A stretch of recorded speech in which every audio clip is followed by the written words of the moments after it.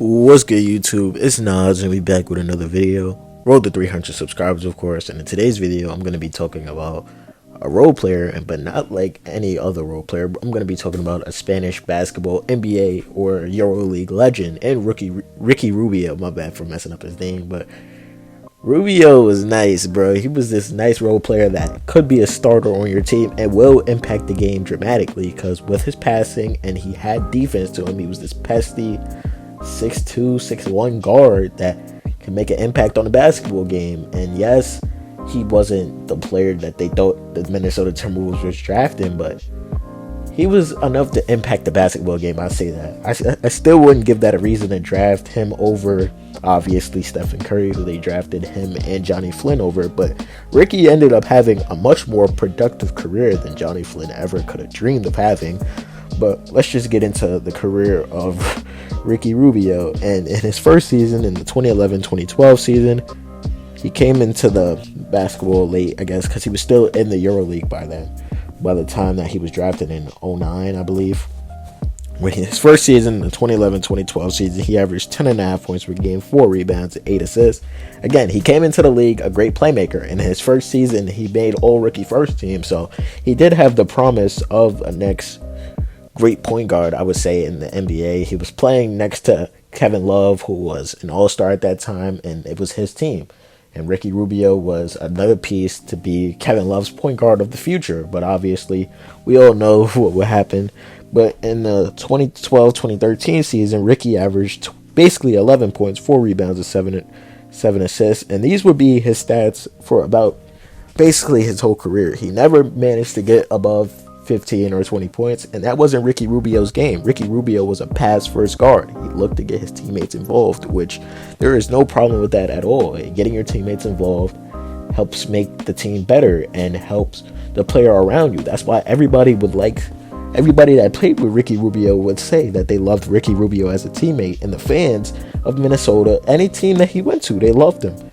But in his next season, the points would go down to what would be the lowest until 2020-2021, where he would average 9.5 points per game, 4 rebounds, and 8.5 assists. And on these teams, he was the starting point guard. There was no doubt about it. But the Timberwolves were bad. They were horrible. But they obviously would get worse when they traded Kevin Love this season, and they really had no complimentary or starting caliber, or not even starting, star player that could get them over the hump and win games. So they were obviously shitty. They had Andrew Wiggins and they had Zach LaVine, who they were drafted, and that was supposed to be the team of the future.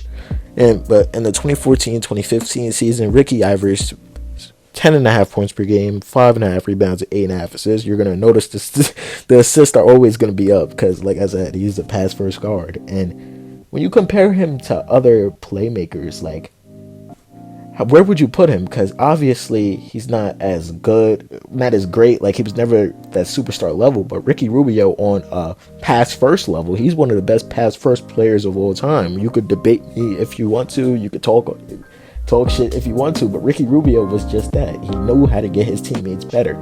Like, he was passing to a young Zach LaVine, a young Andrew Wiggins, and this was the season I believe Karl Anthony Towns came to town. Yeah, no, this was the season after. Karl Anthony Towns came the season after, but still, it's the same shit, basically. But in the 2015-2016 season, Ricky averaged 10 points, 4.5 rebounds, and 8.5 assists, almost 9. Still averaging starting minutes, 34, 29, 32, 31.5, 30, 32. Again, he was a starting player. He was a starting caliber player.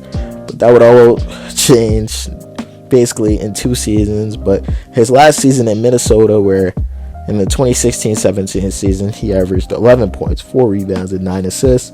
That would be his last time really being a starting caliber player, or in the NBA, where he became a role player, a good 6-man, by the way. He would come in to impact basketball games on the Utah Jazz, which were a perennial playoff team these 2 seasons with Ricky Rubio there. Did he start the season? I can't remember. But the 2017-2018 season, Ricky averaged 13 points, 4.5 rebounds, and 5 assists. And him and Donovan Mitchell, I still remember when fucking Jeff Teague pushed the shit out of him for locking him up. This shit was crazy, bro. But Ricky did whatever he had to do to impact the game, and he obviously impacted a young Donovan Mitchell who was in his rookie season, and obviously he got the ball to Rudy Gobert, my bad, I got that from Flight. Rudy Gobert, who obviously needs the ball handed to him on a silver platter to be impactful. So Ricky did whatever he needed to for them to win basketball games, and that's all you want in a player, for real. But in his next season with the Utah Jazz, in the 2018-19 season, he averaged 12.5 points per game, 3.5 rebounds, and 6 assists, and he was no longer really needed. This was basically one of his highest scoring seasons. Let's not say basically, this was his second highest season, so you want to call this his peak or his prime, whatever you want to call it. But he obviously wasn't needed in Utah anymore. They moved on. But in the 2019-2020 season, yeah, they moved on because they eventually ended up getting Mike Conley. Yeah, I remember now. But in the 2019-2020 season with the Suns, he averaged 13 points, 4.5 rebounds, and 9 assists. And people don't remember that Ricky Rubio was impactful to that 2020 Suns team. Obviously, if you could remember correctly, the 2020 Suns went undefeated in the bubble. Like, they showed so much promise. Like, before even the bubble, they showed great progress in their development and what they were supposed to be like in the NBA. But I don't know, bro. Not a lot of people talk about Ricky Rubio's impact on that team, because obviously they got Chris Paul the next season, and Chris Paul got them to the finals next season. But Ricky Rubio being on this team was really needed. But he was obviously traded. He went back to Minnesota for one season where he would average 8.5 points per game, 3 rebounds, and 6.5 assists. He wasn't really needed. He was the backup point guard for, I believe, D'Angelo Russell. And then he would go to Cleveland, where he would eventually finish out his career, which sucks. But in the 2021-2022 season, he was playing his best basketball in it.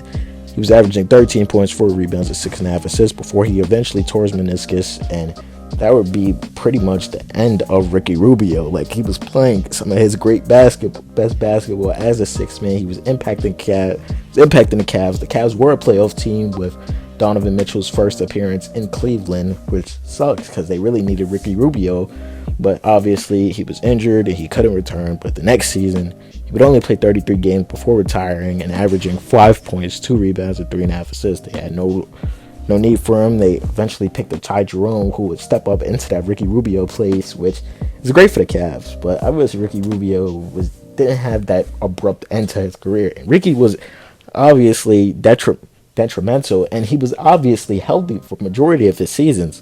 Like, his last 2 seasons are basically outcast since his 2014-15 season, where I'm pretty sure he tore his meniscus that season too, which ended up with one of his bad seasons. But he played 41, 57, 82, 22, 76, 75, 77, 68, 65, 68, 34, 33 games. So that's why I say that he was fucking not injury prone, I guess. I wouldn't say injury prone, my bad. I'm stumbling on my words. But Ricky Rubio, I say a basketball legend, because he was the FIBA Cup World MVP in 2019, All-Rookie First Team in 2012, EuroLeague Champion in 2010, right before he came to the NBA. He's FIBA Europe Under-16 Championship MVP and the youngest Europe Player of the Year, 2007 through 2009, 3 times, All-Rookie First Team in 2012. Just, again, he won Spanish gold medals in 2009 and 2011 with the Euro teams and the National Olympics, or with the Olympic team. So that just showed how impactful Ricky Rubio was to the game of basketball. I just wanted to make this video to shout out Ricky Rubio. But I hope you guys enjoy it. What do y'all think about Ricky Rubio? What did y'all think about his game? And yeah, subscribe. I hope you enjoy it. What's good, y'all? If y'all like this video, hit the like button and subscribe. Posting daily, almost every day or every day. And there's a video on the left or in the video on the right. If you haven't watched that one already, click it. It might be good.